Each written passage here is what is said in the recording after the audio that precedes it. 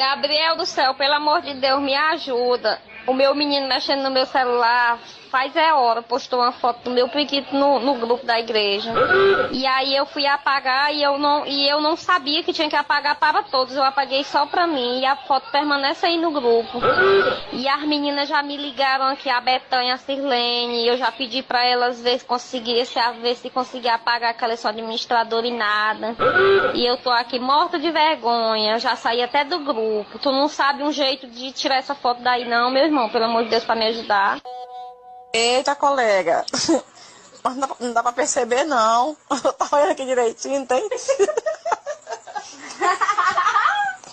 Parecendo um cururu.